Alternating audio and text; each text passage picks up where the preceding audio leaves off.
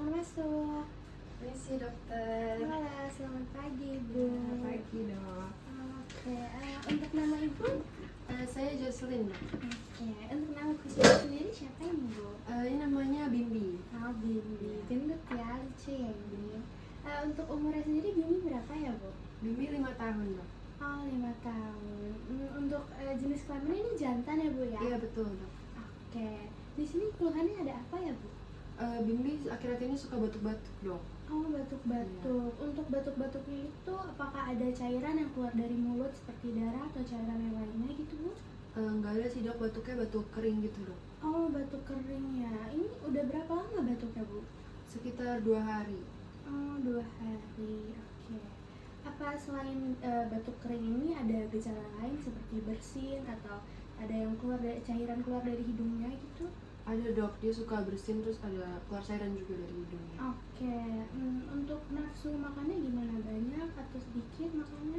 Bimbi ini emang susah makan, jadi kalau makan juga suka nggak dihabisin gitu dok. Oh, gitu ya. Untuk makannya biasanya dikasih apa ya Bu? Dry food sama wet food sih dok.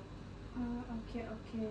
Untuk minumnya ini apakah minumnya banyak atau minumnya sedikit? Minumnya juga dikit sih dok. Minumnya dikit ya. Selain batuk-batuk ini, apa kucingnya ada keluhan seperti lemas kah atau gimana keaktifannya Bu?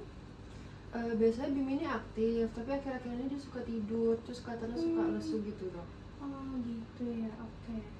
Untuk tempat tinggal dari Bimbi ini, apakah di kandang atau di rumah atau di luar rumah? Biasanya dia lepas di dalam rumah, tapi dia juga kadang-kadang suka main keluar rumah juga dok.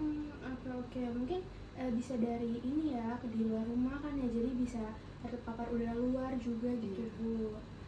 Untuk vaksinasinya apakah sudah lengkap Bu? Sudah. Oke, baik.